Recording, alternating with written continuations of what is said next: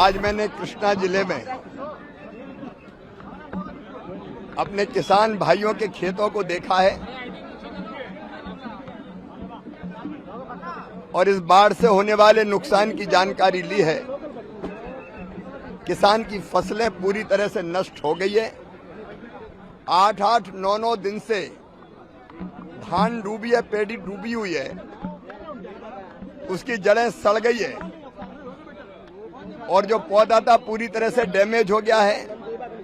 100% loss है और केवल पेड़ी नहीं, केला, बनाना, हल्दी, बागवानी की और सब्जियों की सारी फसलें और एक और फसल है जो बहुत महंगी आती है, लगती है, वो सब की सब पूरी तरह से नष्ट हो गई है। इस इलाके में हॉर्टिकल्चर व्यापक पैमाने पर किसान करते हैं और यहाँ लीज पर लेकर खेती करने वाले किसान भी हैं जिनकी खुद की जमीन नहीं है, जो लीज पर लेकर खेती करते हैं और लीज पर लेते हैं तो उनको पैसा या फसल का बड़ा हिस्सा देना पड़ता है। उन्हें अपनी लागत भी लगाई और फसल पूरी तरह से नष्ट हो गई है। लेकिन हम किसान से ये कहने आए हैं, प्रधानमंत्री जी के निर्देश पर मुख्यमंत्री जी यहाँ बहुत अच्छे तरीके से पूरी संवेदना से काम कर रहे हैं। किसान भाइयों, नुकसान हुआ है, लेकिन राज्य सरकार बहुत सक्षमता और संवेदनशीलता के साथ मुख्यमंत्री चंद्रबाबू नायडू गारू जी के नेतृत्व में काम कर रही है और केंद्र सरकार उनको भरपूर सहयोग करेगी।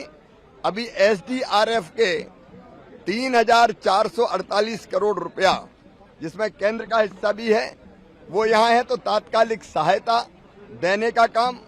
लेकिन तात्कालिक सहायता के बाद अगली फसल के लिए किसान को कैसे खाद बीज मिले, उसके बारे में सरकार सोचेगी।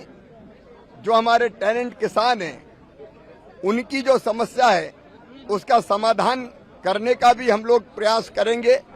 पुरानी सरकार ने जो यहाँ पे थी, जगन जी की, उसने केंद्र सरकार की कई योजनाएं लागू नहीं की।